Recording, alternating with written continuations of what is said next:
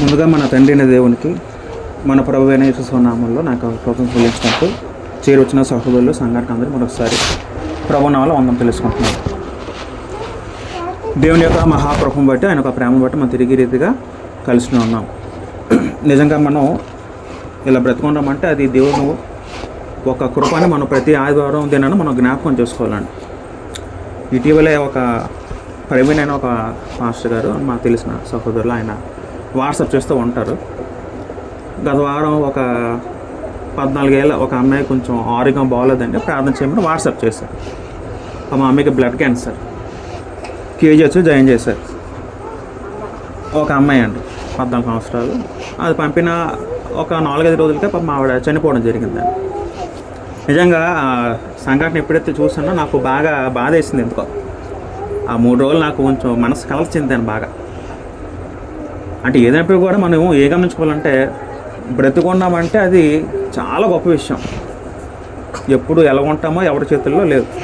ఎప్పుడు ఎలా ఉంటామో అది మన ఊపిరి ఆవిరి వంటిది గ్రంథం చెప్తుంది. కాబట్టి బ్రతుకున్న కాలం కూడా మనం దేవుని ఎందు భయభక్తులు జీవిస్తే అదే మనకి చాలా మంచిది మన జీవితానికి. అది ప్రియులారా, దేవుడు మనకి ఇచ్చిన అవకాశం బట్టి వాళ్ళ ఒక వాక్యం నేర్చుకుందాం. ఇవాళ నేను చెప్పే పాఠం ఏంటంటే,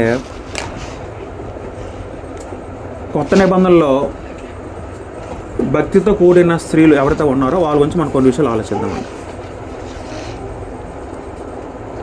బైబిల్ అంతట్లో భక్తిగల స్త్రీలు ఉన్నారా లేరా?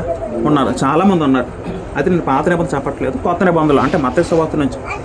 వాస్తవానికి కొత్త నిబంధన ఎప్పుడు అమల్లోకి వచ్చిందంటే ప్రభు మరణించిన తర్వాత అమల్లోకి వచ్చింది. అయితే మనం మత్తయి సువార్త నుంచి చూద్దాం. మత్తయి సువార్త నుంచి వెళ్తే బైబిల్లో కనబడిన మనకి భక్తిగల స్త్రీలు ఎంతమంది ఉన్నారో మనం వాళ్ళ గురించి కొన్ని విషయాలు మనం ఆలోచిద్దామండి. ఓకేనండి. అయితే దేవుడు సృష్టిని నిర్మించిన తర్వాత మొదటగా ఆదాము నిర్మించాడు, తర్వాత హవ్వను నిర్మించారండి. ఆదికాండం 1:26-27 చదువుకుంటే, ఆదికాండం 1:26-27 చదువుకుంటే, దేవుడు మన స్వరూపమందు మన పోలిక చొప్పున నరులు చేయుదుము, వారు సముద్రపు చేపలను, ఆకాశ పక్షులను, పశువులను, సమస్త భూమిని పాకు ప్రతి జంతువును ఏలుదురుగాకని పలికెను. 27 దేవుడు తన స్వరూపమందు నరుని సృజించెను, దేవుని స్వరూపమందు వారిని సృజించెను, స్త్రీని గాను పురుషుని గాను వారిని సృజించెను. మనకు తెలుసు, చాలాసార్లు నేర్చుకున్నాం, భూమి మీద ఉన్న ప్రతి జీవరాశి కూడా దేవుని స్వరూపంలో చేయబడలేదు. దేవుని స్వరూపంలో చేయబడిన ఎవరు? కేవలం మనుషులు మాత్రమే. ఆ మనుషులు ఎన్ని రకాలు ఉన్నారు? 2 రకాలు ఉన్నారు. 2 రకాలంటే లింగభేదం బట్టి మగవారు, ఆడవారు. వీళ్ళిద్దరు కూడా ఎవరి స్వరూపంలో చేయబడ్డారు? దేవుని స్వరూపంలో చేయబడ్డారు. అంటే అర్థం ఏంటండి? దేవుని స్వరూపం చేయబడిన అర్థం ఏంటంటే దేవుడు ఏమై ఉన్నాడు? దేవుడు ఆత్మై ఉన్నాడు. యోహాను సువార్త 4:4 దేవుడు ఆత్మ కనుక పదం ఉంటుంది. కాబట్టి దేవుడు మనల్ని ఆత్మస్వరూపంగా తయారు చేశారండి. మనలో ఏముంది? ఆత్మ ఉంది. ఈ ఆత్మని ఒక మంటి గట్టలో పెట్టి దేవుడు మొదట ఎవరిని తయారు చేశాడు? ఆదం నుంచి ఎవరిని తయారు చేశారు? హవ్వని తయారు చేశారు. ఈ విధంగా భూమి మీద మనుషులు ఏర్పాటు జాటైంది. అయితే ఆడవారు, మగవారు వీళ్ళిద్దరిలో ఏమున్నాయి? ఆత్మ ఉంది. ఆదం నుండి తీసుకున్న మాత్రాన హవ్వకి ఆత్మలో ఏమైనా తక్కువ పాలు ఉన్నాయా? అంటే ఆత్మలో భేదం లేదు. ఆత్మలో ఇద్దరు సమానమే. ఎవరో సమానం? ఆత్మలో మనుషులందరూ సమానమే. ఈ జెండర్ అనేది ఎక్కడ ఉంటుంది? భూమి మీద జెండర్ భేదం ఉంటుంది తప్ప పరలోకంలో లింగ భేదం ఉండదు. మన పరలోకం వెళ్ళిపోతే పునరుద్ధ చెందినప్పుడు మనం దేవదత్త సమానాన్ని నిష్కరిస్తారు అంటారు సందర్భంలో. అక్కడ ఆడమగని భేదం ఉండదు. అయితే భూమి మీద ఉన్నప్పుడు మనకి ఆడమగని దేవుడు పెట్టడం జరిగింది. ఎందుకంటే భూమి మీద మనుషులు నిండాలి, భూమి అంతా నిండాలి దేవుడు యొక్క సంకల్పంలో భాగం. కాబట్టి దేవుడు నరుణ్ణి తర్వాత స్త్రీని సృజించడం జరిగింది. ఆ తర్వాత చూసుకుంటే వారి నుంచి అనేక జాతులు వచ్చి, అనేక తరాలు వచ్చి, అందులో భాగంలో దేవుడు నమ్మిన వారు ఉన్నారు, నమ్మని వారు ఉన్నారు. నమ్మిన వాళ్ళలో పురుషులు ఉన్నారు, నమ్మిన వారిలో స్త్రీలు ఉన్నారండి. ఇవాళ మనం కొత్త నిబంధన కన్నా కొంత స్త్రీల గురించి మనం ఆలోచిద్దాం. నిజంగా నేను చిన్నప్పటి నుంచి ఎన్నో సంఘాలకు వెళ్ళాను, కానీ ప్రతి సంఘంలో కూడా మెజార్టీ ఎక్కువ మంది ఎవరు ఉంటారండి? స్త్రీలే ఉంటారండి. నాకు ఏ సంఘంలో కూడా ఎక్కువ మంది పురుషులు ఉన్న సంఘం ఎక్కడ కనబడాలి ఎంతవరకు నాకు. సాధారణంగా స్త్రీలు ఎక్కువ భక్తిగా ఉంటారా, పురుషులు ఎక్కువ భక్తిగా ఉంటారా? స్త్రీలే ఎక్కువ భక్తిగా కనబడుతూ ఉంటారు నాకైతే మటుకు. అంటే నేను పురుషుల మాత్రం నేను నన్ను కించపరచుకోవట్లేదు, కానీ వాస్తవం చెప్తున్నాను. స్త్రీలు సాధారణంగా వాళ్ళు అంటే ఎక్కువ యాక్టివ్గా ఉంటారండి. యాక్టివ్ పార్టిసిపేషన్ కానీ, వాక్యం అంటే పాటలు పాడడం కానీ, అంటే వాళ్ళకి ఆసక్తి ఎక్కువగా నాకైతే కనబడుతూ ఉంటుంది. ప్రతి సంఘాలు కూడా స్త్రీల మెజారిటీ ఎక్కువ ఉంటుందండి. కాబట్టి వాళ్ళతో మనం ఆలోచిద్దాం. మొదటగా మనం ఎలిజబెత్ అని ఒక స్త్రీ ఉన్నారండి. లోకోత్సవాత మొదటి అధ్యాయము 5వ వారు చదువుకుంటే మనం కొంత స్త్రీ గురించి ఆలోచిద్దాం. అందులో భాగంగా మొదటి స్త్రీ ఎవరంటే ఎలిజబెత్. ఎలిజబెత్ ఎవరండి? ఎలిజబెత్ అనే స్త్రీ ఎవరంటే బాప్తిస్మిచ్చే యోహాను యొక్క తల్లి. లోకోత్సవార్త మొదటి అధ్యాయం 5వ వారు చదువుకుంటే ఆవిడ గురించి దేవుని వాక్యం కొన్ని మాటలు రాయించారు, వాటిని ఆలోచిద్దాం.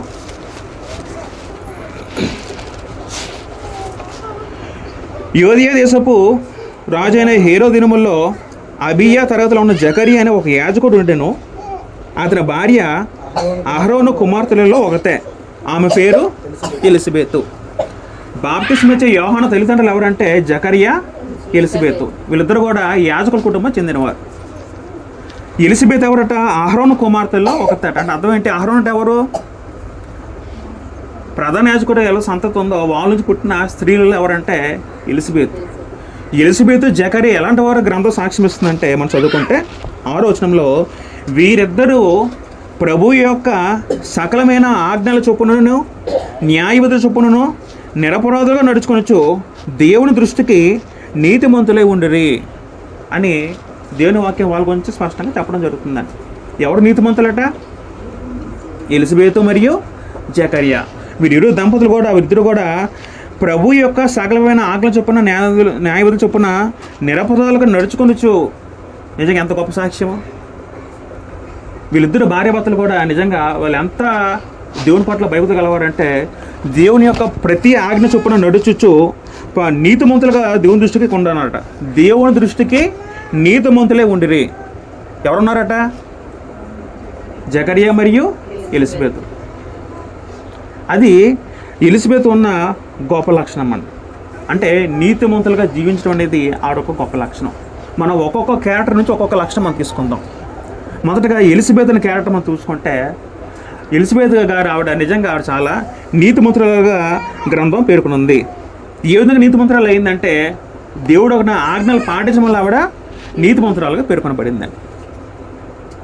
నిజంగా ఆనాడు యాజకుల కుటుంబాలు పుట్టిన వాళ్ళు చాలా అదృష్టవంతులండి పాత నిబంధనలు. ఎందుకంటే వాళ్ళకి వారు ఇంకో పని ఉండదు. వాళ్ళు నిరంతరం దేవుని సేవ, ఎంతసేపు దేవాలయంలో పరిచర్య చేయడం, స్త్రీలైతే మగవాళ్ళకి సహాయం చేయడం, మరి వాళ్ళకు యాజకులు ప్రధాన వాళ్ళకు పనులు బట్టి దేవుని సేవలో మొత్తం జీవితం మొత్తం దేవుని సేవలో భాగమన్నాడు.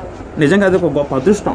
ఈ కాలంలో ఇప్పుడు సేవకులు బోధకులు ఏ విధంగా ఫ్యామిలీస్ ఉన్నారో ఆ కాలంలో యాజకత్వం ఉండేది. వాళ్ళకి మరి ఇంకో వ్యాపకం ఉండేది కాదండి. ఎంతసేపు దేవుని అంటే వాళ్ళు ఎల్లప్పుడూ కూడా వాక్యం చదవడం, మరి వాళ్ళ భర్తల ద్వారా వాళ్ళ తండ్రుల ద్వారా చిన్నప్పటి నుంచి వాక్య బోధ వింటూ ఉంటారు కాబట్టి వాళ్ళు ఎక్కువ మిగతా విశ్వాసాల కన్నా ఎక్కువ భయభక్తులుగా ఉంటారండి. కాబట్టి ఆ విధంగా పోల్చుకుంటే ఎలిజబెత్ గారు ఆవిడ నీతిమంతురాలుగా కనబడుతుందండి. మొదటగా ఆవిడ నుంచి మనం నేర్చుకోవాల్సిన లక్ష్యం ఏంటంటే స్త్రీలందరూ కూడా ఆవిడ నీతిమంతుగల జీవితం జీవించే ఆవిడ దేవుని దృష్టిలో నిరపరాధిగా ఎంచుకొనబడింది. రెండోదిగా చదువుకుంటే మరొక స్త్రీ ఎవరంటే అన్న. మరొక స్త్రీ ఎవరండి? అన్న. లోకోత్సవార్త 2:36 చదువుకుంటే అన్న అంటే ఎవరు ఆలోచిద్దాం. లోకోత్సవార్త 2:36 చదువుకుంటే మరియు ఆషేరు గోత్రికురాలను పనుయేలు కుమార్తెనే ఉన్న అన్న అని ఒక ప్రవక్తి ఉండెను. అన్న అంటే ఎవరండి? ఆవిడ ఒక స్త్రీ. ఆవిడ ఒక ప్రవచించే స్త్రీ. పాత కాలంలో ప్రవక్తలు ఉన్నారు, ప్రవక్తిలు ఉన్నారు. ప్రవక్త అంటే ఎవరు? ప్రవక్త అంటే దేవుని నోరు అని అర్థం వస్తుందటండి. ప్రవక్త అంటే ప్రవచనం చెప్పేవారు, భవిష్యత్తు ఒకరు చెప్పేవారిని ప్రవక్త అంటారండి. స్త్రీలని ప్రవక్తి అంటారండి. అలాగా అన్న అని ఒక స్త్రీ ఉందటండి. ఆవిడ చదువుకుంటే ఆమె కన్యత మొదలుకొని ఆ కన్యత మొదలు 7 ఏళ్ళు పెనిమిడితో సంసారం చేసి బహుకాలము గడిచినదై 84 సంవత్సరాలు విధురాలై ఉండి దేవాలయం విడువక ఉపవాస ప్రార్థనలతో రేయింబగులు సేవ చేయుచుండెను. చూసారండి, ఆ స్త్రీ ఎలాంటి క్యారెక్టర్ గల స్త్రీ అంటే మనం ఆలోచిస్తే, ఆవిడకి మారు పాపం చదువుకుంటే 7 ఏళ్ళు పెనిమిడితో సంసారం చేసి 7 ఏళ్ళ సంసారం చేసిన తర్వాత మా భర్త చనిపోయాడేమో, బహుశా చనిపోయిన తర్వాత ఆ మిగతా జీవితంతో కూడా ఎవరికి అంకితం చేసింది? ఆవిడ దేవునికి అంకితం చేసిందండి. మనం చదువుకుంటే అక్కడ దేవాలయం విడువక అన్న పదం ఉంటుందండి. ఆ కాలంలో ఏముండేది? ఎక్కడ ఉండేది దేవాలయము? యెరూషలేములో ఉండేదండి.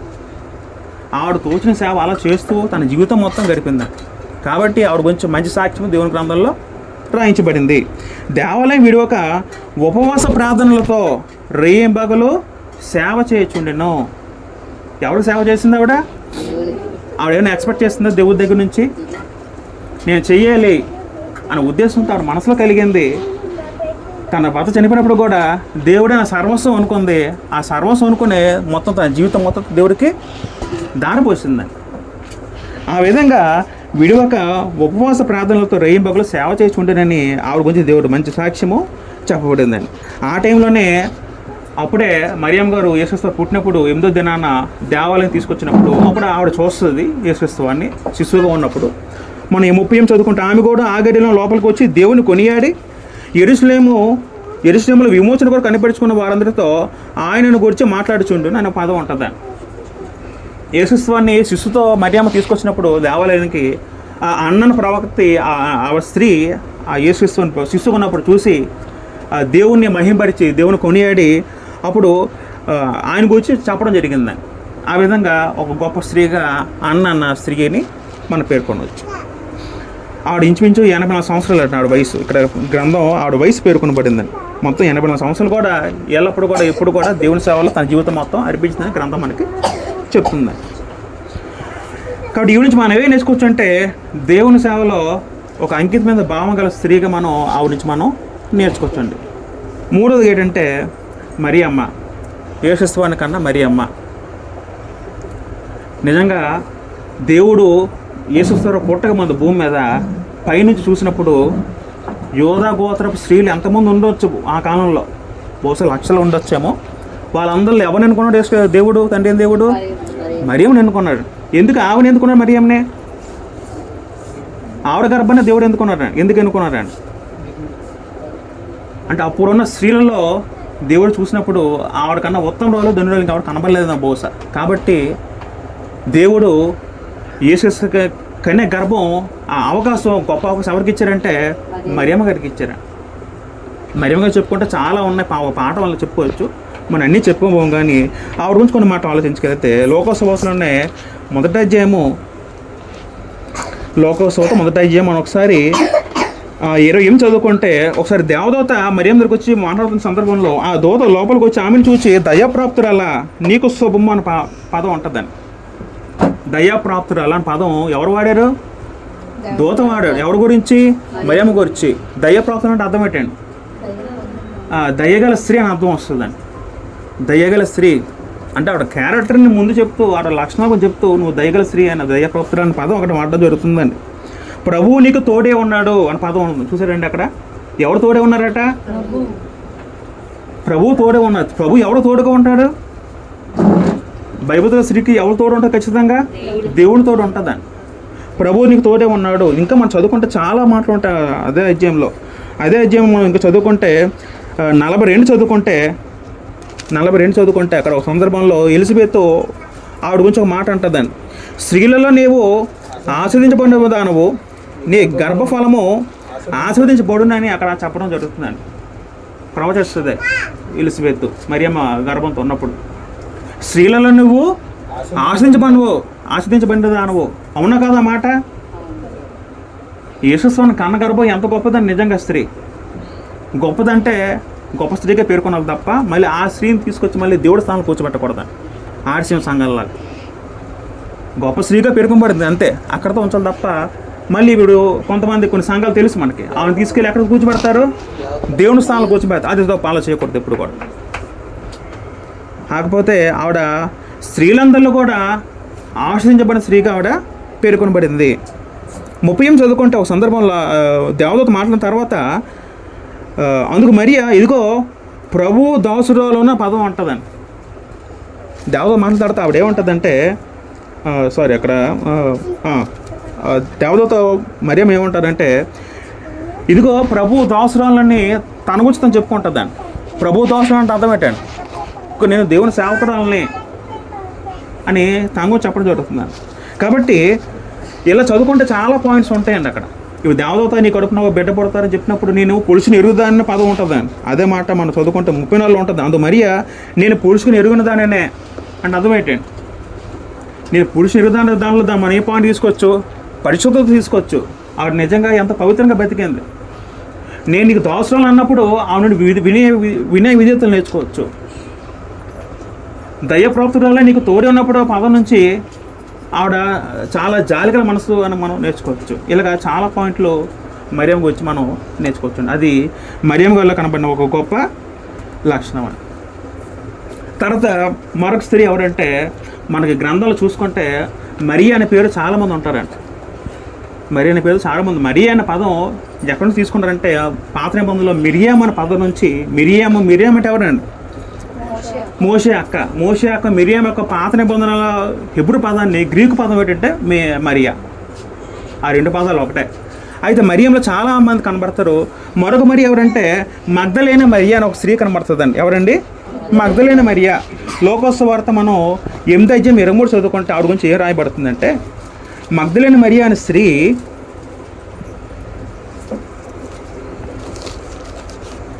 లోకోత్సవార్త 8:23 చదువుకుంటే మనం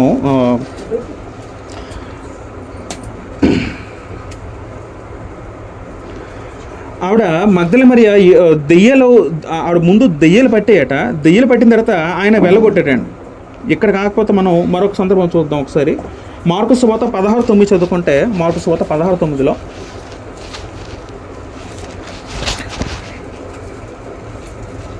ఆదివారం తెల్లవారినప్పుడు యేసు లేచి తాను 7 దెయ్యములను వెళ్ళగొట్టిన మగ్దలేనే మరియకు మొదట కనబడిన. యేసు వారు పునరుద్ధరణ చెందిన తర్వాత మొదట ఎవరు కనబడ్డారు, మరియా కనబడ్డారు. వాస్తవానికి మనం యేసు వారు శిలువ మరణం పొందినప్పుడు కానీ సమాధి చేసినప్పుడు కానీ పునరుద్ధరణ చెందిన మనం ఆ సందర్భాంతో గమనిస్తే ప్రతి సందర్భంలో ఎవరికి కనబడతారు, స్త్రీలు ఎక్కువ మంది ఉంటారండి. జనరల్గా ఎప్పుడైతే శిష్యులు ఆ కాలంలో శిష్యులందరూ కూడా పారిపోయారు. ఎప్పుడైతే యేసుక్రీస్తుని అరెస్ట్ చేసి తీసుకెళ్ళిపోయారో అప్పటి నుంచి శిష్యులందరూ కూడా దాక్కున్నారండి. అయితే అప్పటి నుంచి కూడా శిష్యులు బయటికి ఎవరు రాలేదు. ఒక యోహాను గారు మాత్రం శిలువ సందర్భంలో కనబడతారు తప్ప మిగతా ఎవరు శిష్యులు మన అపోస్తలులు కనబడరు. అయితే స్త్రీలు మటుకు యేసుక్రీస్తు శిలువ మరణం నుంచి కూడా అందరూ కనబడతారండి. మనకి చాలా సందర్భాలు ఉంటాయి. మనం మత్తయి సువార్త చూసుకుంటే మత్తయి సువార్త 27:50 చదువుకుంటే జస్ట్ మీకు అర్థం కూడా చెప్తున్నాను. మత్తయి సువార్త 27:55 చదువుకుంటే అక్కడ సందర్భాలు ఏముంటుందంటేనండి, యేసునకు ఉపచారం చేయొచ్చు గలిలయ నుండి ఆయన వెంబడించిన అనేక మంది స్త్రీలు అక్కడ దూరం నుంచి చూచుచుండిరి. ఎప్పుడు సందర్భం అంటే సిలువ వేసినప్పుడు యేసు సిలువ వేసిన తర్వాత యేసు సందర్భంలో దూరం ఎవరు చూస్తున్నారట, స్త్రీలందరూ చూస్తున్నారట అండి. ఎవరిని, ఆయన సిలువ వేసినప్పుడు అక్కడ అంటే యేసు సిలువ వేసినప్పుడు కూడా ఎవరు ఉన్నారట, స్త్రీలు ఉన్నారండి చాలామంది. ఆయన వెంబడించిన అనేక మంది స్త్రీలు మొదటి నుంచి ఎవరైతే వెంబడిస్తున్నారు యేసుక్రీస్తు అని అందరూ కూడా ఎక్కడ ఉన్నారట, సిలువ వేసినప్పుడు ఉన్నారు, తర్వాత సమాధి వేసినప్పుడు కూడా ఉన్నారటండి. లోకోత్సవార్త 23:50 చదువుకుంటే అక్కడ కూడా యేసుక్రీస్తు సమాధి వేసినప్పుడు కూడా సమాధి కార్యక్రమంలో ఎవరు ఉన్నారట, స్త్రీలు ఉన్నారట అండి. లోకోత్సవార్త 23:50 చదువుకుంటే అక్కడ కూడా 23:50 చదువుకుందాం. అప్పుడు గలిలయ నుండి ఆయనతో కూర్చున్న స్త్రీలు వెంట వచ్చి ఆ సమాధిని ఆయన దేహము ఎలా ఉంచబడినో చూచి ఎవరు చూశారట, అప్పుడు గలిలయ నుండి ఆయనతో వచ్చిన స్త్రీలు స్త్రీలందరూ కూడా యేసు ప్రభు శిలువ మరణంలో ఉన్నారు, యేసు ప్రభు సమాధి కార్యక్రమంలో ఉన్నారు, తర్వాత యేసు ప్రభు పునరుద్ధరణ చెందిన టైంలో కూడా ఎవరు ఉన్నారు, స్త్రీలు ఉన్నారు. మొదట యేసు ప్రభు ఎవరు కనబడ్డారు పునరుద్ధరణ చెందిన తర్వాత, మగ్దలేనే మరియా కనబడ్డారా. ఎందుకు అప్పుడు ఆవిడ ఎందుకు వెంబడించింది యేసుక్రీస్తు అని ఫస్ట్ నుంచి కూడా గ్రంథం ఏం చెప్తుందంటే ఆవిడ గురించి, మగ్దలేనే మరియా గురించి, ఆవిడ 7 దెయ్యాలు ఆవిడ పట్టిస్తే యేసుక్రీస్తు వారు ఆవిడ నుంచి దెయ్యాలు వెళ్ళగొట్టారట. అప్పుడు ఆవిడ స్వస్థపరచబడిందండి. అందుకు కృతజ్ఞతగా ఎప్పుడైతే స్వస్థపరచబడిందో అప్పటి నుంచి కూడా ఆవిడ యేసుక్రీస్తుని అప్పటి నుంచి ఆవిడ వెంబడిస్తూ అలాగా వస్తూ ఉంది. ఎంతవరకు వస్తూ ఉంది? ఆయన చివరి రోజు వరకు అలాగ వస్తూ ఉందండి. అది కృతజ్ఞత భావం. ఆవిడ మేలు పొందింది యేసుక్రీస్తు వారి నుంచి, అవునా కాదా? ఒకప్పుడు అస్వస్థత ఉంది, దెయ్యాలు బట్టి చాలా పీడించబడింది. తర్వాత ఆవిడ స్వస్థతను ఉండింది. స్వతంత్ర తర్వాత ఆవిడ ఏం చేసింది? ఆవిడ కృతజ్ఞత భావంతో ఆవిడ అప్పటి నుంచి కూడా ప్రభువుకు పరిచయం చేస్తూ వచ్చిందని. ఆ విధంగా మగ్దలేన మరియ ఒక గొప్ప స్త్రీగా గ్రంథంలో పేర్కొనబడింది. ఇంకా మనం చదువుకుంటే బేతనియే అనే ఊరిలో ఒక ఇద్దరు అక్క చెల్లెలు ఉన్నారండి. ఎవరంటే మార్తా, మరియా, తర్వాత లాజరు. వీళ్ళు ముగ్గురు కూడా సహోదరులండి. మార్తా, మరియా, లాజరు. ఈ మరియ వేరు, మగ్దలేన మరియ వేరు. ఈవిడ బేతనీయ ఊరిలో బేతనీయ మరియా అనొచ్చు, ఎందుకంటే బేతనీయ వాళ్ళ పట్టణం కాబట్టి ఆ మరియా అనొచ్చు. ఈ మార్త మనం చదువుకుంటే మార్తని స్త్రీ గురించి చదువుకుంటే ఒకసారి మనం యోహాను సువార్త 11:5 చదువుకుంటే యోహాను సువార్త 11:5లో ఆవిడ కూడా గొప్ప, అంటే లాజరు చనిపోయే సందర్భంలో ఆవిడ కూడా గొప్ప విశ్వాస కనబడుతుంది యేసుక్రీస్తు పట్ల. యేసు మార్తను ఆమె సహోదరును లాజరును ప్రేమించినని యోహాను సువార్త 11:5లో ఉంటుంది. 11:5లో ఉంటుంది. మనం 24 చదువుకుంటే అదే అధ్యాయము, మార్త ఆయనతో అంచెదినమున పునరుద్ధానం ముందు లేచిన ఎరుగుతాను నేను. 25 అందుకు యేసు పునరుద్ధానమును జీవము నేనే, నా యందు విశ్వాసం ఉంచువాడు చనిపోయిన బ్రతుకును, బ్రతికి నా యందు విశ్వాసం వెనక చనిపోడని అని పదం ఆడిన తర్వాత ఈ మాట నమ్ముచున్నావా అని ఆమె అడిగను. ఆమె అవును ప్రభువా, నీవు లోకమునకు రావాల్సిన దేవుని కుమారుని క్రీస్తు అని నమ్ముచున్నానని ఆయనతో చెప్పాను. మార్త నమ్మిందనేది యేసుక్రీస్తు దేవుని కుమారుడని. బాప్తిస్మం యోహాను నమ్మలేదు యేసుక్రీస్తు దేవుని కుమారుడని. బాప్తిస్మం యోహాను అండి, యోహాను పూర్తిగా నమ్మలేదండి. ఇదిగో దేవుని గొర్రెపిల్లని బాప్తిస్మం యోహాను సాక్ష్యం ఇచ్చాడు. కానీ తర్వాత ఈ జైల్లో ఉన్నప్పుడు తన శిష్యులతో పంపి రావాల్సిన మిస్సే నువ్వేనే ఇంకెవడో ఉన్నాడని ఆ డౌట్ పడ్డాడండి. ఎవరు డౌట్ పడ్డారు? యోహాను డౌట్ పడ్డాడండి. కానీ మాత డౌట్ పడిందండి? డౌట్ పడలే. విశ్వాసం ఏమైనా కదిలిందా? ఆవిడ విశ్వాసం ఎంత స్థిరంగా ఉందంటే యోహాను కన్నా విశ్వాసం ఎవరికి ఉందట? మాతకు ఉందండి. ఇప్పుడు యేసుక్రీస్తు ఏమన్నారు ఇక్కడ? నీవు లోకం రావాల్సిన దేవుని కుమారుడు క్రీస్తు నమ్ముచున్నానని ఆవిడ అంటుందండి. అవును ప్రభువా, నీవు లోకంలో రావాల్సిన దేవుని కుమారుడిని క్రీస్తుని నమ్ముచున్నానని ఆయనతో చెప్పిందండి. అని బాప్తిస్మం యోహాను ఒక సందర్భంలో నమ్మకం తగ్గిపోయింది. ఎందుకో రావాల్సిన నువ్వేనా కాదని తన శిష్యులు అడిగి పంపిస్తారు యేసు గురించి. కాబట్టి ఈ మార్తని స్త్రీ కూడా ఓ మంచి స్త్రీగా గ్రంథంలో పేర్కొనబడింది. ఆమె నుంచి ఏం నేర్చుకోవచ్చు? విశ్వాసాన్ని పదం నేర్చుకోవచ్చు. రెండో పాయింట్ ఏంటంటే లోకాసు వార్త మనం 10:30 చదువుకుంటే, లోకాసు వార్త 10:30 చదువుకుంటే, లోక 10:30-39 అంతటి వారు ప్రయాణమే పోచుండగా ఆయన ఒక గ్రామంలో ప్రవేశించును. మార్తాను ఒక స్త్రీ ఆయన తన ఎంట చేర్చుకున్నాను. ఎవరు చేర్చుకుందా? మార్తాని స్త్రీ యేసుక్రీస్తుని చేర్చుకుందాను. యేసుక్రీస్తు సువార్త ప్రయాణం అలా వెళ్తూ ఉంటే అప్పుడు ఆవిడ తన ఇంటికి ఆహ్వానించి ఆయన చేర్చుకుని ఆయనకి భోజనం తదితర అవన్నీ కూడా చేయడం మనం చూడగలమండి. అంటే ఆతిథ్యం ఇవ్వడం, అతిథులు వస్తే అతిథి మరే చేయడం. అతిథులు వస్తే మనం విసుక్కోకుండా సనుక్కోకుండా వాళ్ళకి సేవ చేసే గుణం ఎవరి దగ్గర నేర్చుకోవచ్చు? మనం మార్త నుంచి మనం నేర్చుకోవచ్చండి. తర్వాత బేతనియ అండ్ మరియా, అంటే మార్త యొక్క సహోదరు ఎవరు? మరియా. ఆవిడ గురించి కూడా మనం కొన్ని మాటలు నేర్చుకోవచ్చండి. మరియా అంటే ఎవరు? ఇక్కడ మరియా నువ్వు చదువుకుంటే మన 5వ అధ్యాయంలో మనం ఒకసారి మత్తయి సువార్త ఒకసారి వెళ్దాం. ఒకసారి మనం మత్తయి సువార్త 26:6 చదువుకుంటే, మత్తయి సువార్త 26:6 ఈవిడ ఎవరంటే మార్త యొక్క సహోదరి. ఈవిడ కూడా భయభక్తురాల స్త్రీయే. ఇద్దరు అక్క చెల్లెలు కూడా చాలా మంచి భయభక్తుల స్త్రీగా కనబడతారండి. ఒకసారి చదవండి, మత్తయి సువార్త 26:6 చదవండి ఒకసారి. యేసు సీమోను ఇంటి ఉన్నప్పుడు ఒక స్త్రీ మిక్కిలి విలువగల అతరు బుడ్డి తీసుకుని ఆయన ఎద్దుకు వచ్చి కూర్చుండగా దానిని ఆయన తల మీద పోసెను. శిష్యులు చూచి కోప్పడి ఈ నష్టం ఎందుకు గొప్ప వెలకు అమ్మి పేదలకు ఇవ్వచ్చునే అనిరి. యేసు ఆ సంగతి తెలుసుకొని ఈ స్త్రీ నా విషయమై ఒక మంచి కార్యం చేశాను ఈమెను మీరేలా తొందర పెట్టుచున్నారు. 13 కలిపి బ్రదర్ 13. సర్వలోకమందు ఈ సువార్త ఎక్కడ ప్రకటించబడునో అక్కడ ఈమె చేసినది ఈమె జ్ఞాపకార్థం ప్రశంసించబడునని మీతో నిశ్చయంగా చెప్పుచున్నాను నేను. ఆవిడ ఏం చేసిందంటే ఒక అత్తరపుట్టి సీస చాలా విలువ గలదని తీసుకొచ్చి ప్రభువు ఆయన మీద వేయడం చూడ ఆయన తల మీద పోసింది అంటే అభిషేకం చేసిందని. ఆ విధంగా యేసుక్రీస్తుని ఏం చేసింది ఆవిడ గణపరిచిందని. ఎవరు? మరియా, బేతనియ మార్త సహోదరి, బేతనియ పట్టణం చెందిన మరియ అనే స్త్రీ. నిజంగా ఆవిడ గురించి మరొక సందర్భంలో మరొక మాట ఏ రాబడింది, ఎంతమంది చదువుకున్నాం లోకోత్సవ 8వ అధ్యాయం చదువుకుంటే 8:23లోని లోకోత్సవ 10:30 చదువుకుంటే అక్కడ మనం ఇందాక మార్త చదువుకున్నాం. అంతర్వాడు ప్రయాణం పోచుండగా లోకసభ 10:30 చదువుకుంటే ఆయన ఒక గ్రామంలో ప్రవేశించిన మార్తను స్త్రీ ఆయన తన ఇంట చేర్చుకున్నాను. చేర్చుకున్న తర్వాత 40 చదువుకుంటే మార్త విస్తారణ పని పెట్టుకుని చేత తొందరపడి ఆయన ఎందుకు వచ్చి, ప్రభువా నేను ఒంటరిగా పనిచేయటకు నా సహోదరుని విడిచిపెట్టి నీకు చింత లేదా, నాకు సహాయం చేయమని ఆమెతో చెప్పమన్నాను. యేసుతో ఇంట్లోకి ఆహ్వానించారు. మార్త ఏమో పని చేస్తుంది, వంట పని చేస్తుంది. తర్వాత అక్కడ మార్త సహోదరి మరి ఏం చేస్తుంది, అక్కడ సహోదరి మరి ఏం చేస్తుందంటే ఈ 30 చదువుకుంటే ఆమెకు మరి అనే ఒక సహోదరి ఉండను. ఈమె యేసు పాదముల యొద్ద కూర్చుండి ఆయన బోధ వినిచుండెను. ఆవిడ ఏం చేస్తుందంటే యేసు పాదములతో కూర్చొని బోధ వింటుందండి, దేవుని వాక్యం వింటుందండి. నిజంగా ఎంత ఆసక్తో.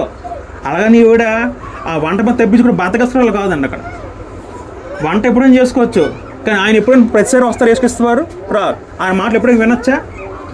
ఆ క్షణం ప్రభువు చెప్పిన మాటలు వినాలని ఆవిడ ఎంతో ఆసక్తితో శ్రద్ధతో ఆయన పాదాల దగ్గర కూర్చొని వినడం మనం చూడగలం.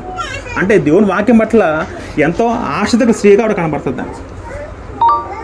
తర్వాత అపోస్తల కార్యములు 12:12 వెళ్తే అక్కడ మరొక మరియా కనబడుతుంది. ఆ మరియా ఎవరంటే మార్కు తల్లి అయిన మరియా. మార్కు అంటే ఎవరంటే మార్కు సువార్త రాసిన మార్కు అనే సహోదరుడు. మార్కు సువార్త రాసిన మార్కు ఎవరైతే ఉన్నారో ఆ భక్తుడు ఆయన యొక్క తల్లి ఎవరంటే మరియా, మార్కు తల్లి అయిన మరియా. అపోస్తల కార్యములు 12:12 చదువుకుంటే ఇక్కడ మనం ఒకసారి ఆలోచిస్తే ఇట్లు ఆలోచించుకొని అతను మార్కు అను మారు పెరగల యోహాను తల్లి అయిన మరి ఇంటికి వచ్చాను. అక్కడ అనేకులు కూడి ప్రార్థన చేర్చుండిరి. అక్కడ ప్రార్థన చేర్చుండిరి. అంటే ఆవిడ ప్రార్థన జరగడానికి తన ఇంటిని మొత్తం అప్పచెప్పిస్తుందట. ఆ కాలంలో మార్కు అనే తల్లి మరి ఎవరితో ఉన్నారో ఆ కాలంలో యూదులకు హింస కలిగింది, క్రైస్తవులకి హింస కలిగింది. యూదుల నుంచి, రోమన్స్ ప్రభుత్వం నుంచి. ఆ కాలంలో ప్రతి చోట ప్రార్థన జరిగిందని కాదని. అటువంటి కష్ట సమయంలో ఆ స్త్రీ తన ఇంటినే ప్రార్థన స్థలంగా మార్చి ఆ విధంగా ఆరాధనకు కూడి తన ఇంటిని ఇచ్చే విధంగా ఆ స్త్రీ కనబడుతుందని. నిజంగా మార్కు అంత గొప్ప భక్తుడు ఎందుకు అయ్యాడంటే తన తల్లి యొక్క ప్రమేయం ఉంది కాబట్టి మార్కు అనే వ్యక్తి గొప్ప భక్తుడు అయ్యాడు. ఆ విధంగా మార్కు సువార్త రాయడం జరిగిందండి ఆయన. ఆ విధంగా మార్కు తల్లి అయిన మరియా కనబడుతుందండి. మరొక స్త్రీ ఎవరంటే లోక సువార్త 21వ అధ్యాయము 1వ వచనం చదువుకుంటే అక్కడ ఒక భేద విధురాలు కనబడుతుందండి. లోక సువార్త 21వ అధ్యాయం చదువుకుంటే మనకు తెలిసిన సందర్భమే. కానుకబెట్టులో తన కానుకలు వేయించిన ధనవంతులు ఆయన పాడచూచెను. ఒక భేద విధురాలు 2 కాసులు అందరూ వేయించినట్టు చూచి ఈ భేద విధురాలు అందరికంటే ఎక్కువ వేసిన మీతో నిత్యంగా చెప్పుచున్నాను నేను. ఎవరన్నారే మాట? యేసువారు అంటున్నారండి. ఒక భేద విధురాలు సంఘంలో కూర్చుని ఆవిడ కానుక వేసిందట.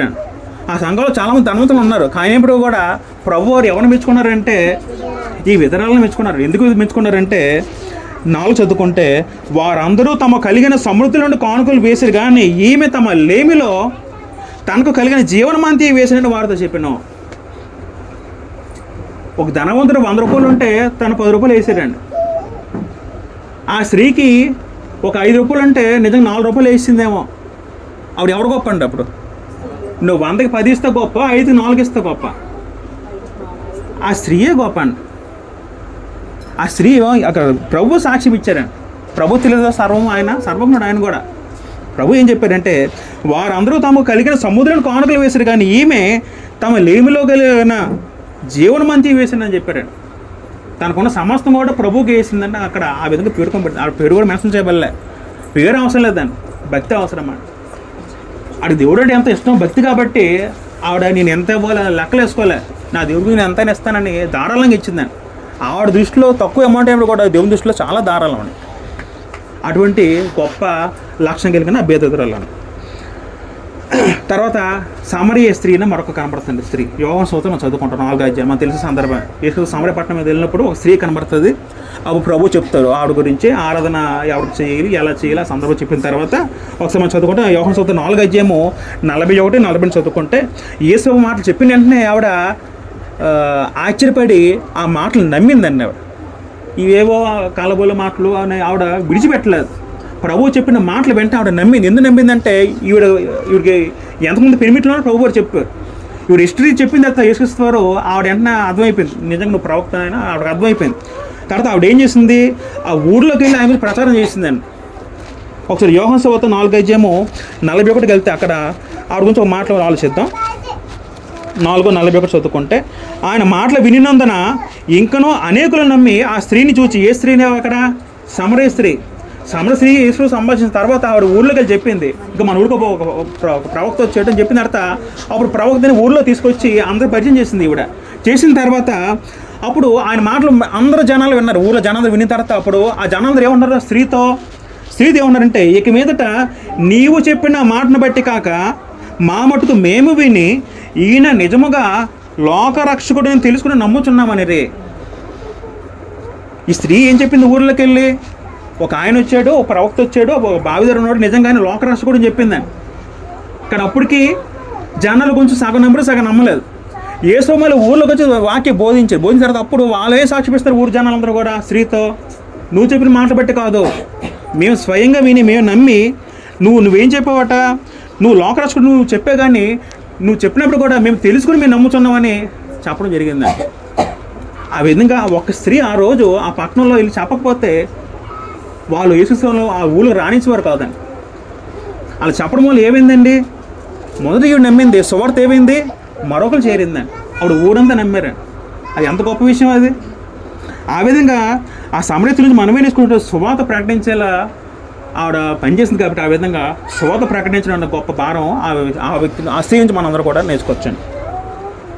ఇంకా మనం చదువుకుంటే అపోస్తల కార్యంలో 9వ అధ్యాయంలో మరొక స్త్రీ కనబడుతుందండి. ఆవిడ పేరు దొరక, లేకపోతే తబితా అనే మరొక పేరు ఉంది ఆవిడ. అపోస్తల కార్యం 9వ అధ్యాయం చదువుకుంటే 36 నుంచి చదువుకుందాం. మరియు యొప్పేలో తబితా అని ఒక శిష్యురాలు ఉండెను, ఆమెకు భాషాంతరంలో దొరక అనే పేరు. ఆమె సత్క్రియలను ధర్మకార్యములను బహుగా చేసి ఉండెను. ఎవరండి ఈవిడ, ఆవిడ పేరేంటి తబితా, మరొక పేరేంటి దొరక. ఆవిడ ఏం చేసిందట, సత్క్రియలు ధర్మకార్యాలు బహుగా చేసుకుండెను. నిజంగా ఎంత గొప్ప స్త్రీయో. ధర్మకార్యాలు చేసిందట, సత్క్రియలు అంటే అర్థం ఏంటండి, మంచి క్రియలు.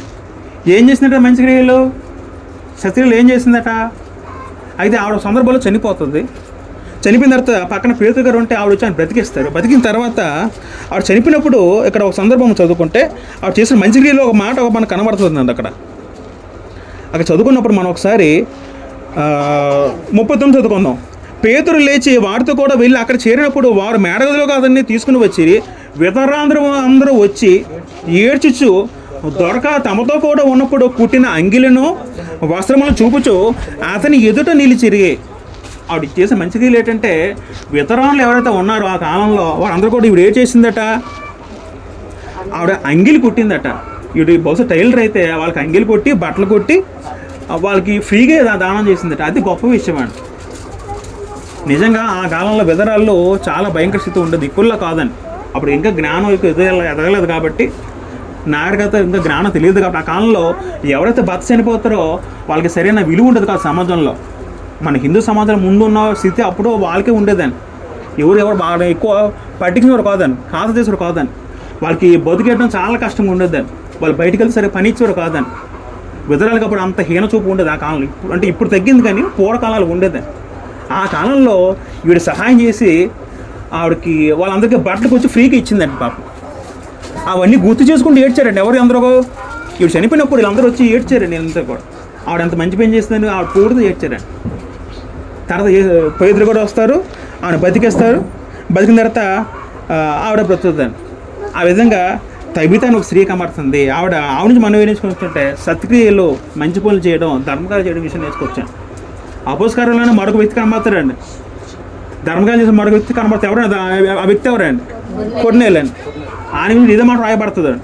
ఆయన అనేక గొప్ప కార్యాలు ధర్మకార్యం చేసే పదం ఆయన గురించి కూడా రాయబడుతుంది. అయితే ఈవిడ శిష్యురాలు తబితాని స్త్రీ. అంటే ముందు నుంచి ప్రభు తెలుసు, కొన్నేళ్ళకి మొదట తెలియదు. తర్వాత పేతురు ద్వారా వాక్యం విని ఆయన కూడా రక్షణలో మారు మనసు పొందుతారండి, రక్షణలోకి వస్తారు. తర్వాత మరొక స్త్రీ ఎవరంటే లూదియా పట్టణంలో ఒక స్త్రీ, లూదియా అనే స్త్రీ ఉంటుందండి. అపోస్కార్యంలో 16:14 చదువుకుంటే, అపోస్కార్యంలో 16:14 చదువుకుంటే, అప్పుడు లూదియను దైవభక్తి గల ఒక స్త్రీ వినిచుండెను. ఆమె ఓదరంగు పొడిని అమ్ము తొయదైర పట్టణస్థురాలు. ప్రభువు ఆమె హృదయమును తెరిచిన కనుక పౌలు చెప్పిన మాటలు ఎందుకు లక్ష్యం ఉంచెను. మరొక స్త్రీ ఎవరు కనబడుతుందంటే ఆవిడ పేరు లూదియా అండి ఆవిడ పేరు. ఆవిడట ఒకసారి అంటే 13 చదువుకుంటే, విశ్రాంతి దినమున గవిని దాటి తీరమున నదీ తీరమున ప్రార్థన జరుగుతుంది అనుకుని అక్కడ వచ్చి కూర్చుండి కోడి వచ్చి స్త్రీలతో మాట్లాడుచుంటిమి. అంటే పౌలు అలాగ వెళ్తుంటే ఒక సందర్భంలో నదీ తీరన ఒక స్త్రీలందరూ గుమ్ముగూడు ప్రార్థన జరుగుతున్నట్టు ఆ కాలంలో. ఇప్పుడు స్త్రీలందరూ గుమ్ముగూడు ఏం చేస్తారండి? అందరూ కూర్చొని ఏం మాటలు ఏముంటాయండి? లోక సంబంధం మాట్లాడి దేవుని మాటలు ఉంటాయండి. ఆ కాలంలో అట చూడండి, ఆ కాలంలో ఉన్న స్త్రీలట ఒక దగ్గర కూర్చొని ప్రార్థన జరిగిస్తున్నారట. ప్రార్థన చేసుకుంటారు అందరూ, దేవుడు మాటలు చెప్పుకుంటున్నారు. తెలిసి మాటలు చెప్పుకుంటున్నారు అందరికి. ఆ కాలంలో అందరి చేతులు బైబిల్ లేవండి. ఇప్పుడు ఎవరి చేతులు, ఆ కాలంలో ఎవరి చేతులు బైబిల్ లేవు. బైబిల్లో రాజుల దగ్గర ఉండేది, యాజకుల దగ్గర ఉండేది, కొంతమంది ధనం దగ్గర ఉండేదండి. ప్రతి ఒక్కరి దగ్గర బైబిల్ ఉండేది కాదండి. అలా దేవుని మాట జరిగిస్తే అప్పుడు పౌలు గారు వెళ్ళి అక్కడ వాక్యం చెప్తారండి వాళ్ళ దగ్గరికి వెళ్ళి. అంటే అప్పుడు పూర్తిగా తెలియదు యేసు ఎవరో. పౌలు చెప్పిన తర్వాత దేవుడు ఎవరు హృదయం తెరిచారటండి. చూడండి, ఆవిడ గురించి దైవభక్తి గల మాట పదం ఉంటుందండి, దైవభక్తి గల స్త్రీ అని పదం ఉంటుందండి. అయితే ప్రభువు ఆమె హృదయం తెరిచిన కనుక పౌలు చెప్పిన మాటలను ఆవిడ లక్ష్యం ఉంచెను. ప్రభువు హృదయం తెరిచి నిజంగా దేవుని దగ్గర మనం ఆసక్తితో వాక్యం విన్నప్పుడు, మన వినయ విధులతో వాక్యం వింటే దేవుడు ఖచ్చితంగా మన హృదయం తెరిస్తే అప్పుడు హృదయం ఏమవుతుందండి? వాక్యం వెళ్తుందండి, హృదయంలో వాక్యం వెళ్తుందండి. ఆ విధంగా ఆ స్త్రీ ఆ లక్ష్యం ఉంచింది. 15 చదువుకుంటే, ఆమె ఇంటి వారును బాప్తిసం పొందినప్పుడు ఆమె, నేను ప్రభునందు విశ్వాసం గలదాన్ని మీరు ఎంచితే నా ఇంటికి వచ్చి ఉండి వేడుకుంటే మమ్మల్ని బలవంతం చేశాను. పౌలు గురించి వాక్యం చెప్పడం వల్ల అందరూ ఏం చేశారంటే ఈవిడ రక్షణలోకి వచ్చింది, బాప్తిసం పొందింది. ఇంటి వారందరూ బాప్తిసం పొందారట. పొంది చాలా ఆనందంతో వాళ్ళందరిని ఆహ్వానించి అక్కడ ఇంట్లో పరిచయం చేయడం జరిగింది, భోజన పెట్టడం పంపించడం జరిగింది. ఆ విధంగా ఒక గొప్ప స్త్రీగా ఎవరు పెరుగుబడ్డారు? లూదియా అనే స్త్రీ కనబడుతుంది. అదే 16:40 చదువుకుంటే 40లోని వారు చెరసాల నుండి వెలుపలికి వచ్చి లూదియా ఇంటికి వెళ్ళిరి. అక్కడ సహోదరుని చూసి ఆదరించి బయలుదేరిపోరి. అది చెరసాల నుండి పౌలుగా తిరిగి వచ్చినప్పుడు ఎక్కడికి వెళ్ళారట? లూదియా అంటే ఆ స్త్రీ ఇంటికి వెళ్ళి అక్కడ బస చేశారట. అంటే ఎప్పుడు ఆ ఊరికి వచ్చినా ఆవిడ సాధారణంగా ఆహ్వానించి సేవకులను మర్యాద చేసి బోన్లో పెట్టి పరిచయం చేసి వాళ్ళకి ఆతిథ్య మర్యాద చేసి పంపేవారట. అది భయభక్తుల స్త్రీకి ఉన్న గొప్ప లక్షణం అండి. ఎవరైనా సేవకులు వస్తే వాళ్ళు ఏం చేయాలి? స్త్రీలు ఆదరించాలి, గౌరవించాలి, భోజనం పెట్టాలి, వాళ్ళు మర్యాద చేయాలి. అలా చేస్తే ఎవరు చేసినట్టట? దేవుడు చేసినట్టండి. అలాగా ఆ స్త్రీ ఎప్పుడు పౌరుల వైపు వెళ్తే వాళ్ళని పరిచయం చేస్తూ ఉంటుంది. ఆ విధంగా ఒక గొప్ప స్త్రీగా ఆవిడ కనబడుతుందండి. అదే కూడా అపోస్తకార్యం చదువుకుంటే ప్రిస్కిల్ అనే మరొక స్త్రీ కనబడుతుంది. ఎవరండి? ప్రిస్కిల్లా. అపోస్తకార్యంలో 18:2-3 చదువుకుంటే, అపోస్తకార్యంలో 18:2-3 చదువుకుంటే, యూదులందరూ కూడా రోమ విడిచి వెళ్ళిపోవాలని క్లౌదియస్ ఎక్కడ ఆక్రమించిన వారు ఎట్లా నుండి కొత్తగా వచ్చిన వారు. వాస్తవానికి అకుల ప్రిస్కిల్ అన్నవారు ఇద్దరు భార్యాభర్తలు, ఇద్దరు చాలా భక్తిపరులు. వీళ్ళిద్దరు కూడా ఆ కాలంలో రోమ్లో ఉండేవారండి. రోమ్లో రోమశక్తులు ఉండేవారండి. అప్పుడు రోమశక్తులేమో క్రైస్తవులను తరిమిసిన తర్వాత వీళ్ళందరూ కూడా అక్కడ నుంచి వలస వచ్చారు. ఎక్కడికి వచ్చారంటే రోమ విడిచి వాళ్ళు ఎట్ల నుండి కొత్తగా వచ్చిన వారు కొరింథీకి వచ్చారండి. ఎవరు వచ్చారు? అకుల ప్రిస్కిల్ ఇద్దరు వ్యక్తులు వచ్చారు. వీళ్ళిద్దరు కూడా క్రైస్తవులు, భక్తిపరులు. వారు వృత్తికి డేరలు కుట్టేవారు కనుక పౌలు అదే వృత్తి గలవాడు కనుక వారితో కాపురం ఉండెను. వారు కలిసి పని చేయుచుండిరి. అలాగా అపోలో ప్రిస్కిల్లా చదువుకుంటే ఇద్దరు మంచి భక్తిపరుల కుటుంబంలో కనబడుతుంది దాన్ని. వీళ్ళిద్దరు కూడా డేర్ల కుట్టే కుటుంబం. వీళ్ళతో కూడా పౌలు అక్కడికి వచ్చినప్పుడు వీళ్ళతో కూడా ఆయన కలిసి పనిచేస్తే వాళ్ళతో ఉండేవారండి పౌలు గారు. తర్వాత వీళ్ళ గురించి ఇంకా సాక్ష్యం ఇస్తూ మరొక మాట ఏముంటుందంటే 24 చదువుకుంటే, అలెగ్జాంద్రియ వాడైన అపోలోను ఒక యూదుడు ఎఫెసునకు వచ్చాను. అతడు విద్వాంసుడును లేఖను ప్రవీణుడి ఉండేను. అతడు ప్రభు మార్గమును విషయమే ఉపదేశము పొంది తన ఆత్మయందు తీవ్రపడి యోహాను బాప్తిసం మాత్రమే తెలుసుకుని వాడేను. యేసును గురించి సంగతి వివరంగా చెప్పి బోధించుచు సమాజంలో ధైర్యంగా మాట్లాడని ఆరంభించాను. ఇక్కడ మరొక వ్యక్తి కనబడతాడు. ఎవరో వ్యక్తి అంటే అపోలో అనే వ్యక్తి కనబడతాడు. ఆయన యూదుడు, ఆయన ధర్మశాస్త్ర ప్రవీణుడు అండి. ఆయనకి యేసు తరపు సంపూర్ణంగా తెలియదు. అయితే ఆయనకి వాక్యాన్ని బోధిస్తాడు. ఎవరు బోధిస్తారు? అకుల్లా ప్రిస్కిల్లా ఇద్దరు బోధిస్తారట. ఆ మాట ఎక్కడ ఉంటుంది? 26 ఉంటుందని. ప్రిస్కిల్లా అకులయు విని అతన్ని చేర్చుకొని, ఎవరిని చేర్చుకొని? అపోలో అనే వ్యక్తిని చేర్చుకొని దేవుని మార్గము మరి పూర్తిగా అతనికి విశదపరిచిరి. ఎవరికి విశదపరిచారట? అపోలో అనే వ్యక్తి కానీ విశదపరిచి పూర్తిగా దేవుని వాక్యం చెప్పి అప్పుడు ఆ వ్యక్తిని పూర్తిగా రక్షణలో తీసుకొస్తారండి. ఎవరండి? Apollo Priscilla. దీన్ని బట్టి మనకి ఏమర్థం అవుతుందండి? సువార్త ఎవరెవరు చేయాలి? సువార్త స్త్రీలు చేయాలి, పురుషులు చేయాలి. దేవుని వాక్యం ఎవరు నేర్చుకోవాలి? స్త్రీలు నేర్చుకోవాలి, పురుషులు నేర్చుకోవాలి. అయితే ఇక్కడ ఎక్సెప్షన్ ఏంటంటే, ఒక మినహాయింపు ఏంటంటే, సంఘంలో మటుకు స్త్రీలు బోధించకూడదు. అది గుర్తుపెట్టుకోండి. సంఘం లోపల స్త్రీలు బోధించే అవకాశం దేవుడు ఇవ్వలేదు. అయితే సంఘం వెలుపట స్త్రీలు బోధించవచ్చు. సువార్త ఒక రక్షణ పొందని పురుషుడికి స్త్రీలు సువార్త చేయొచ్చు. తన బిడ్డలకు దేవుని వాక్యం చెప్పచ్చు. విశ్వాసం లేని తన భర్తకు వాక్యం చెప్పచ్చు. అయితే విశ్వాసపడిన భక్తికి లేదా సంఘంలో ఉన్న పురుషుల మటుకు స్త్రీకి వాక్యం చెప్పే అధికారం దేవుడు ఇవ్వలేదు. దేవుడు అలా అధికారం నియమించాడు. ఒక స్త్రీల కూటమి అయితే స్త్రీ వాక్యం చెప్పచ్చు. మీకు పాయింట్ అర్థమవుతుందండి? నడిపించే అధికారం కానీ వాక్యం బోధించే అధికారం దేవుడు మటుకు స్త్రీకి ఇవ్వలేదండి. అలాగే దేవుడు స్త్రీ పక్షపాత పురుషుడు అలా అనుకోవద్దు. ఎప్పుడు కూడా దేవుడు నియమించిన కట్టడం మనం అలాగే ఫాలో అవ్వాలండి. అదే పద్ధతి అండి. నడిపించే అధికారం పురుషులదే, సంఘంలో వాక్య బోధించే అధికారం వాళ్ళది పురుషులదే. ఒక స్త్రీ బోధించడం ఎవరు బోధించాలి? రక్షణ లేని వాళ్ళ అన్నిజులు బోధించవచ్చు. దాంట్లో స్త్రీ పురుష భేదం లేదు, ఎవరికైనా బోధించవచ్చు. దాంట్లో మినహాయింపు లేదు. సంఘంలో మట్టుకుంటే పురుషుడే అధికారం, పురుషుడే బోధించు. ఆ విధంగా సువార్తను ప్రకటించే స్త్రీగా అకుల్లా ప్రిస్కిల్లా ఇద్దరు కనబడతారండి. నిజంగా ప్రతి సందర్భం కూడా ఇద్దరిని విడివిడిగా ఎక్కడ రాయలేదు. ప్రిస్కిల్లా అకుల్లా అని అంటారు. అకుల్లా ప్రిస్కిల్లా పదం ఉంటుంది. వాస్తవానికి అపోస్తల మీరు చదువుకుంటే ప్రిస్కిల్లా పదం ముందు ఉంటుందండి. ఇంకా అదొక సబ్జెక్ట్ చెప్పాలనుకుంటే ప్రిస్కిల్లా ఎందుకు ముందు ఉంటుంది? ఈవిడ గొప్ప యాక్టివ్గా ఉంటుంది అటండి. ఇద్దరు భార్య భర్తల్లో నిజంగా ఇద్దరు పోల్చుకుంటే. రోమపత్రిక చదువుకుంటే 16:4 చదువుకుంటే, రోమపత్రిక 16:4 చదువుకుంటే పౌలు గారు వీళ్ళిద్దరు కొంచెం సాక్ష్యంతో మాట అంటారండి. రోమపత్రిక 16:3-4 చదువుకుందాం. క్రీస్తు యేసునందు నా జత పని వారైన ప్రిస్కిల్లకును అకులకును నా వందనములు చెప్పుడే అంటారండి. రోమపత్రిక చివరికి వచ్చేసరికి అందరికి వందనాలు చెప్పినప్పుడు పౌలు గారు ఏమని రాస్తున్నారు అక్కడ? క్రీస్తునందు నా జత పని వారు. ఎవరు జత పని వారు ఇక్కడ?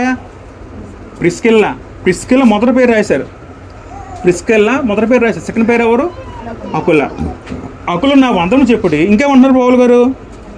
4వ వచనము, వారు నా ప్రాణము కొరకు తన ప్రాణములో నిచ్చుట నేను తెగించిరి. ఎవరు తెగించారట ప్రాణాలు ఇవ్వడానికి?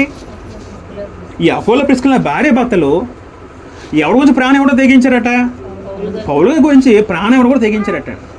నిజంగా అంత గొప్ప విషయం. పౌలు గారు ఏమైనా బంధువులకి ఏమైనా లేదా ఏమైనా చూడటమా? బంధువైన ప్రాణం వస్తే ఎవరైనా సరే.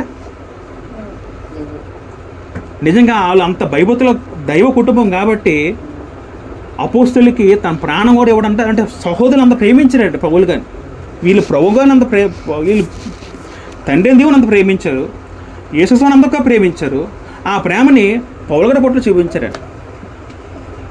కాబట్టి పౌలు గారు సాక్ష్యం ఇస్తారంటే నా గురించి ప్రాణం కూడా ఇస్తారు. అంత గొప్ప సాక్ష్యం పొందారండి. ఎవరండి? అకుల్లా ప్రిస్కిల్లా భార్య భర్తలండి. కాబట్టి వాళ్ళ నుంచి మనం ఆ విషయం మనం నేర్చుకోవచ్చండి. భర్తతో కలిసి సేవ చేయడం, దేవుని సేవ చేయడం అనే విషయం పాయింట్ మనం నేర్చుకోవచ్చండి.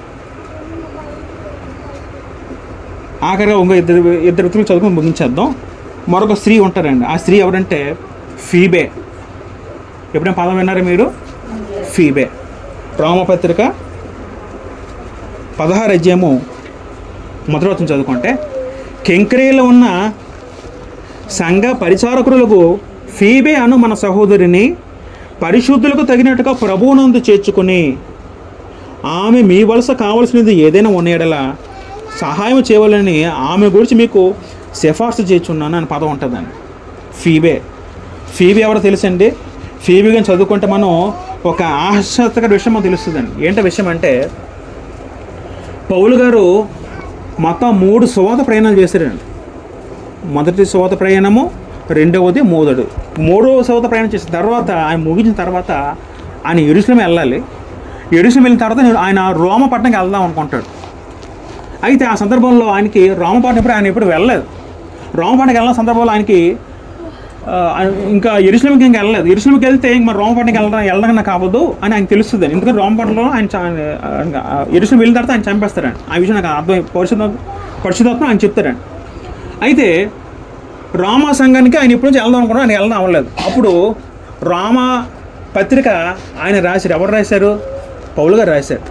రాసిన తర్వాత ఆ పత్రికని అప్పుడు పౌలు గారు కొరింథీ పట్టణాలు ఉంటే, కొరింథీ నుంచి సంఘం నుంచి రోమా సంఘానికి పత్రిక పట్టుకెళ్ళిన స్త్రీ ఎవరంటే ఫీబే అండి. ఫీబే అనే స్త్రీ ఆ కాలంలో ఆ పత్రిక పట్టుకెళ్ళకపోతే ఈ కాలంలో మనకు రోమపత్రిక మనకు ఉండదు.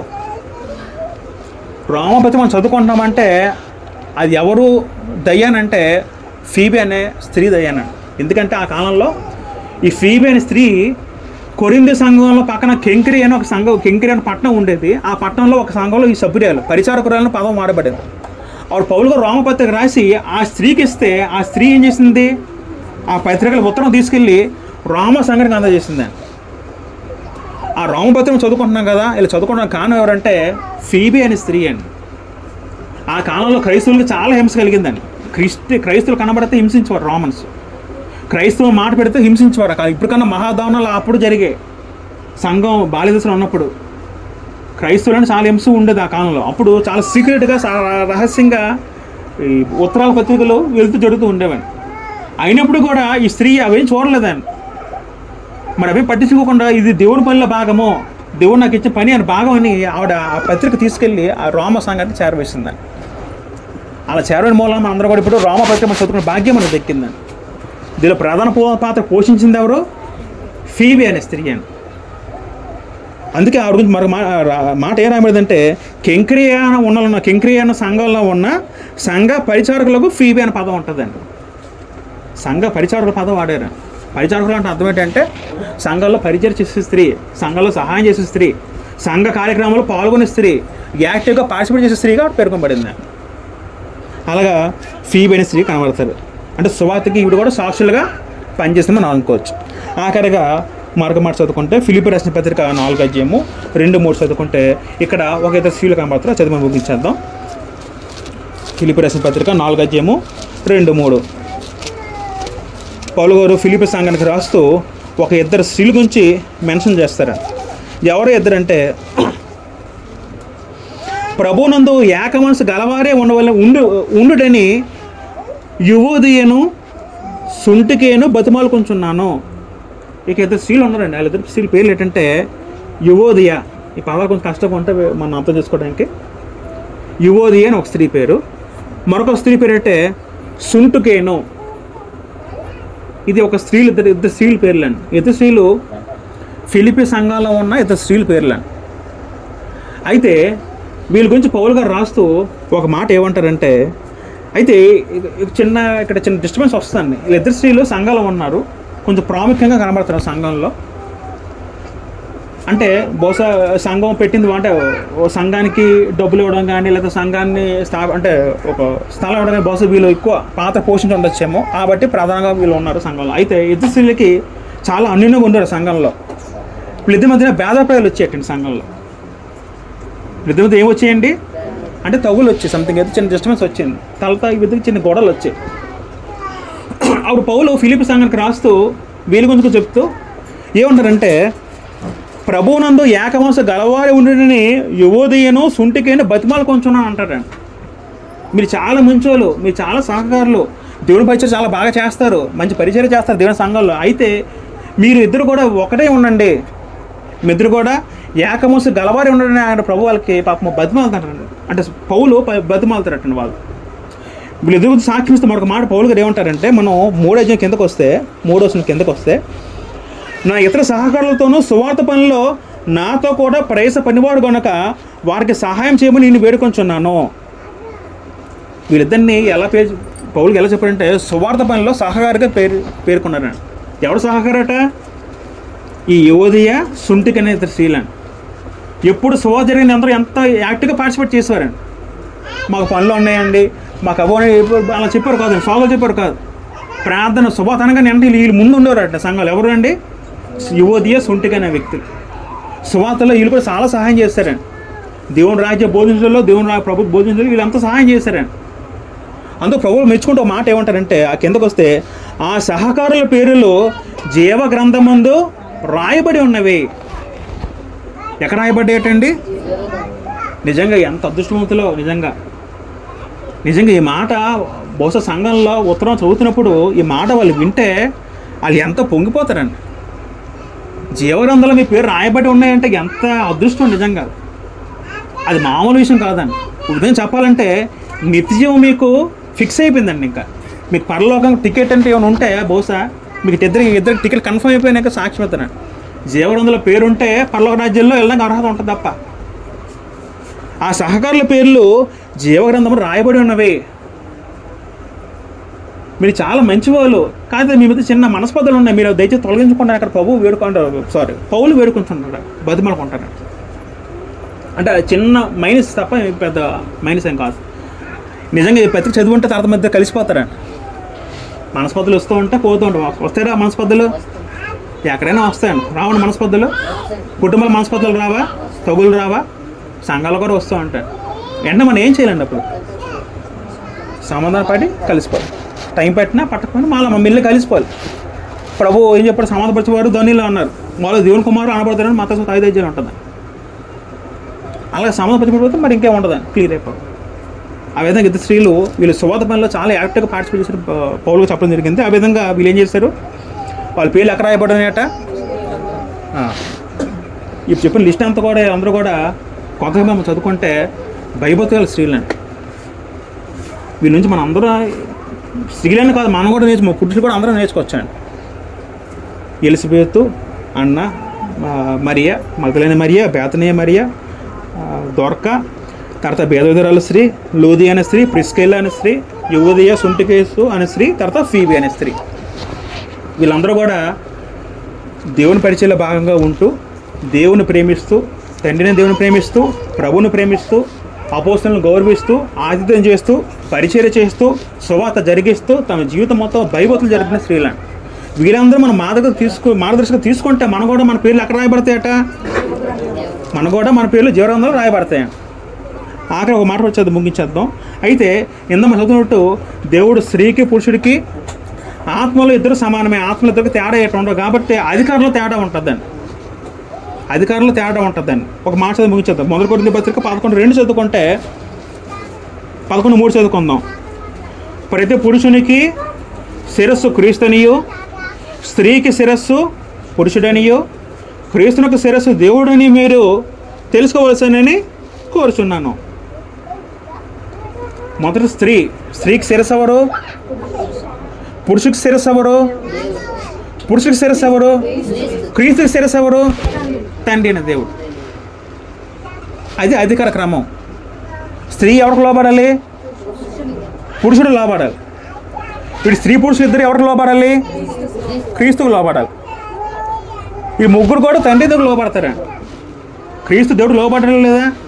లోబడ్డాడు. అది అధికార క్రమం.